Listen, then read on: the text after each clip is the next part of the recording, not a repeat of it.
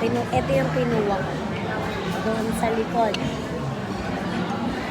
Tayo yung mamimili ng pagkain sa likod. Tayo kung saan kukuha. Walang maghahati. Dito lang yung sa amin. Paano tawag dito sa lugar? Anong lugar to? Ang pagkainan to? Vikings. Sa Vikings kami kumakain. Ito guys, kinuha ko kape jelly.